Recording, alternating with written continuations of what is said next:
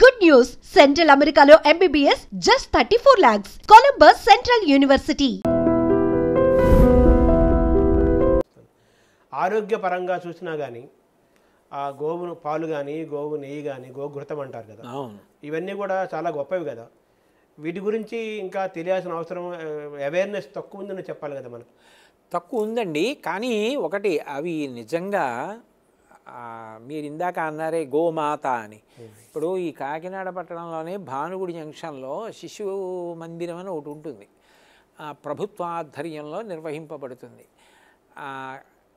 కొంతమంది సరైన జీవన విధానం లేని వాళ్ళు బిడ్డల్ని కనేసి ఎక్కడ వదిలేసి వెళ్ళిపోతుంటారు. ఆ పసిబిడ్డల్ని తెచ్చి అందులో పెడతారు. ప్రభుత్వం వాళ్ళు ఇచ్చేటటువంటివి ఆ నిధులు ఆ పిల్లల్ని పోషించడానికి సరిపోవు. ఈ గోశాల పెట్టిన కొత్తల్లో ఆ విషయాన్ని ఆ నిర్వాహకులు వచ్చి చెప్పారు. వక్కలంక రామకృష్ణ గారని గొప్ప సమాజ సేవ చేస్తాడు మహానుభావుడు. ఇప్పటికీ ఆనాటి నుంచి ఈనాటి వరకు మహాశివరాత్రి శివలింగాభిషేకానికి కూడా అవసరమైతే బయట కొంటాను తప్ప, పొదుగు దగ్గర పాలు 5 లీటర్లు వెళ్ళిపోతాయి శిశువిహార్కి. అవి అలా పట్టకూడదు కాబట్టి నీళ్లు కలిపి ఆ పసిపిల్లలకి పడతారండి. వాళ్ళ తల్లి ఎవరో తెలియదు, కానీ ఆ పాలు తాగి కొన్ని వందల మంది శిశువులు బ్రతికారు. వాళ్ళందరూ పెరిగి పెద్దవాళ్ళై దత్తతలు స్వీకరింపబడి ఎక్కడెక్కడికో వెళ్ళి ఇవాళ సంతోషంగా ఉన్నారు. స్వర్గలోకం అవి వదిలేయండి. గోశాల నిర్వహించి గోవుల్ని కాపాడితే అన్ని వందల మంది పిల్లలు బ్రతుకుతున్నారు. ప్రత్యక్షంగా సంతోషం కదా. రోగులు కొంతమంది ఇక్కడికి వచ్చి, అయ్యా మమ్మల్ని ఆవు మూత్రం సేవించమన్నారు, ఆవు నెయ్యి కావాలి, ఆవు పాలు కావాలి అని అడుగుతారు. ఆ పిడకతో ఏదో చేసుకోమన్నారు, పిడకలు కావాలని అడుగుతారు. వాళ్ళందరూ అది వాడి ఏదో కొంత ఉపశాంతి పొందుతున్నారు. అందుకని వచ్చి పట్టుకెడుతూ ఉంటారు. ఇంతమందికి ఇహంలో కూడా అది ఉపయోగపడుతుంది. అన్నిటినీ మించి పెంటపోవు, ఆవుల యొక్క మలమూత్రాలు తీసేసి అవన్నీ కూడా పక్కన వేసేస్తాం. అవి పెద్ద పెద్ద కుప్పలు అయిపోతాయి. వ్యవసాయదారులు వస్తారు, అయ్యా మాకు అది ఇస్తారా అని అడుగుతారు. మేము ₹1 అడగం వాళ్ళ దగ్గర. మీరు తెల్లవారి లేస్తే కొన్ని కోట్ల మందికి అన్నం పెడుతున్నారు, మీరు ఏమైనా ఇవ్వగలిగితే, మీరు ఇద్దాం అనుకుంటే అది కూడా మళ్ళీ గోవులకే ఖర్చు పెట్టేస్తాం. మీరు కొంత గడ్డి ఇవ్వగలిగితే ఇవ్వండి, కొద్దిగా తౌడు ఇవ్వగలిగితే ఇవ్వండి, చిట్టు ఇవ్వగలిగితే ఇవ్వండి, లేదా ₹11 ఇవ్వండి, ₹1 ఇవ్వండి. తీసుకెళ్ళి మీరు పొలంలో పోసుకొని 10 మందికి పంట పండించి పెట్టండి. ఎంతమంది రైతులు వచ్చే ట్రాక్టర్లలో ఆ పెంటపోగు పట్టుకెళ్ళి పోసుకొని పంటలు పండించుకుంటూ ఉంటారు. ఇన్ని రకాలుగా ఉపయోగపడుతున్నది లక్ష్మి కాలా. ఇంకా లక్ష్మి అంటే ఏమిటి? వైదికమైన ధర్మంతో పాటు గోవు చాలా ఆరోగ్యం కాబట్టి, గోవు పాలు గోవు నెయ్యి ఆరోగ్యం కాబట్టి గో సంపదను పెంచుకోవాల్సిన అవసరం చాలా ఉంది. గోవు పట్ల ఇంకా కూడా చాలామంది ఇంకా దాని అవగాహన పెరగాల్సిన అవసరం కూడా ఇంకా ఉంది. అంతే కదా దీని యొక్క సారాంశం. ఇంత సాధనలో, మీ ఆధ్యాత్మిక సాధనలో అరిషడ్ వర్గాన్ని మీరు జయించారా? అబ్బో లేదండి, అంత పెద్ద మాట అనలేను. అరిషడ్ వర్గాన్ని జయించలేదు, కానీ జయించే ప్రయత్నం చేస్తుంటాను. మంచి మాటలు గుర్తు తెచ్చుకొని ఇలా చెప్పబడింది కదా, పోన్లే ఇవాళ నేను తడబడినా ఇది నాకు ఒక అవకాశంగా స్వీకరించి వచ్చేసారి నేను దీన్ని ఇలా దిద్దుకోవాలి, ఇలా ఉంచుకోవాలి అనుకుంటూ ఉంటాను. గెలిచానన్నంత స్థాయి చెప్పలేను శర్మగారు. అదే కొంత ప్రయత్నం చేస్తూ ఉంటాను, కొంత శాతం ఖచ్చితంగా తగ్గించుకున్నానండి. అంటే అంత ముందుకి ఈ సాధన పెరిగే కొద్దీ అరిషడ్ వర్గం పూర్తిగా జయించడం మానవ సాధ్యం కాదు కాబట్టి ఎంతో కొంత అది అదుపులో ఉంచుకోవడానికి ప్రయత్నం చేస్తున్నారు. అదే. తర్వాత మీరు ధ్యానం చేస్తారా?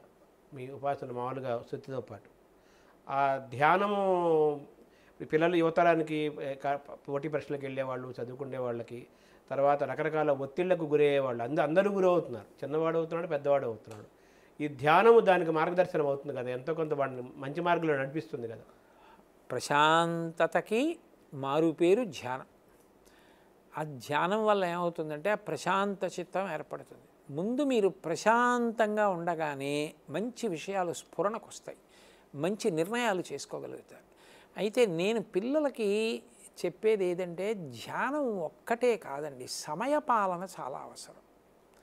ఒత్తిడి తగ్గించుకోవాలి అంటే మనం ఏ సమయానికి ఏ కార్యక్రమాన్ని చెయ్యాలనుకుంటున్నామో ఆ సమయానికి తగినట్టుగా సిద్ధం అవ్వడం నేర్చుకుంటే, ఆ కార్యక్రమం ఇవాళ నేను చెయ్యాలి కాబట్టి దానికి నేను సంసిద్ధం కావడం, ఆ సమయానికి వెళ్ళడం, ఆ సమయానికి పూర్తి చేయడం, తరువాత నేను ఎన్ని చెయ్యగలనో అన్నిటినీ ఆ రోజు ప్రణాళికలో చేర్చుకోవడం.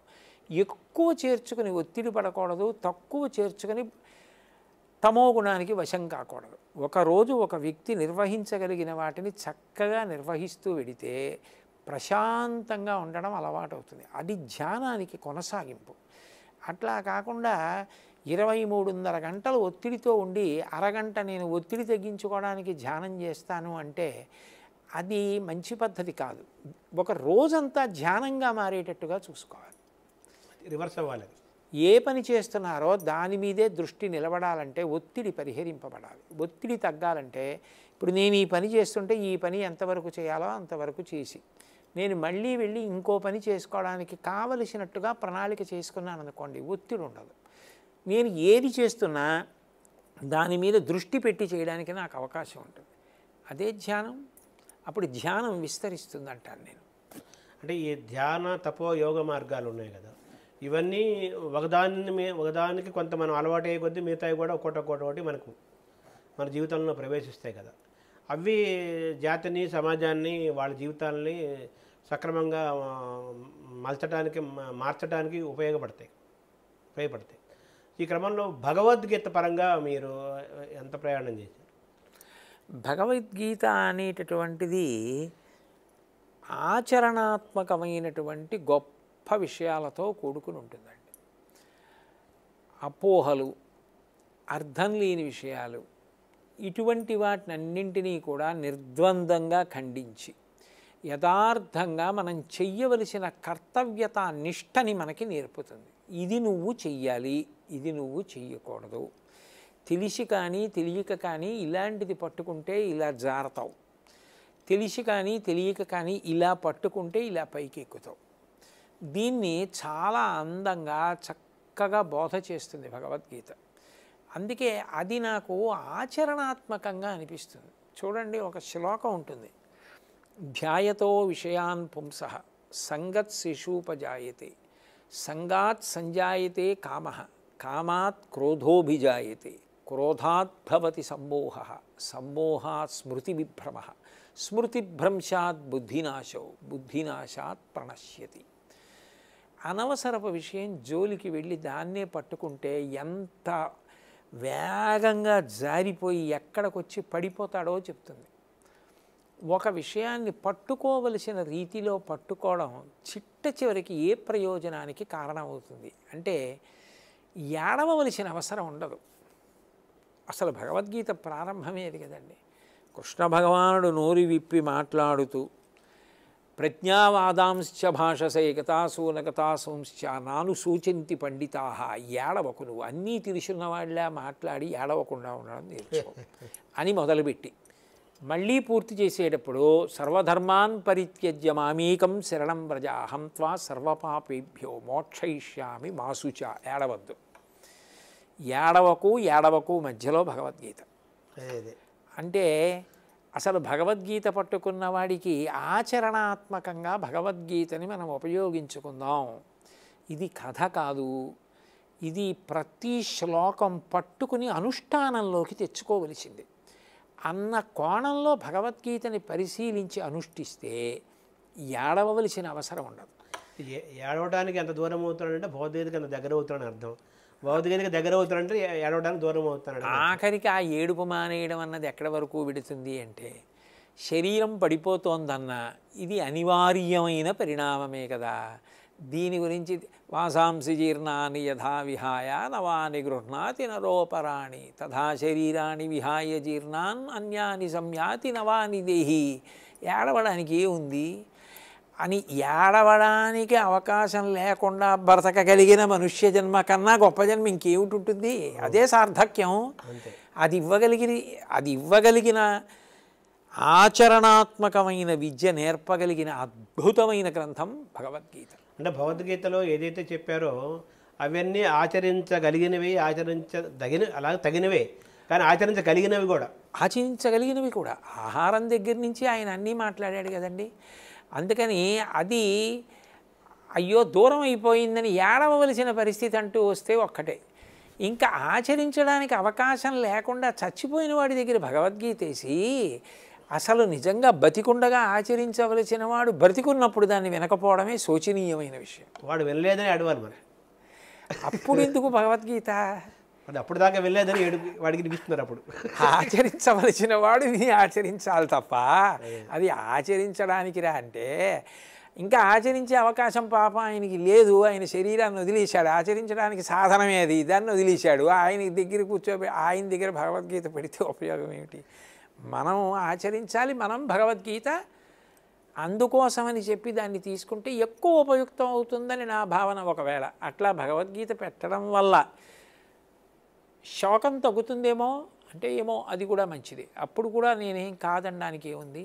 అది వైరాగ్యం వైపు కాదు, మనిషిని కర్తవ్యోన్ముఖులను చేసి చైతన్యం నింపే గీతి కదా అది భగవద్గీత అనేది. అందుకే కదండి అంతా విన్నవాడు ఏమన్నాడు, నాకు అంతా అర్థమైంది, కాషాయం గుడ్డలు ఎక్కడున్నాయి పట్టండి, వాడికి అనవసరం కదా. నష్టో మోహ స్మృతిర్లబ్ధ అన్నాడు. నా అజ్ఞానం పోయింది, నాకు ఏది తెలియాలో అది గుర్తొచ్చింది, పదండి ఎక్కుతున్నాను రథం అన్నాడు. అది కాషాయం కాదు వాడు కోరింది.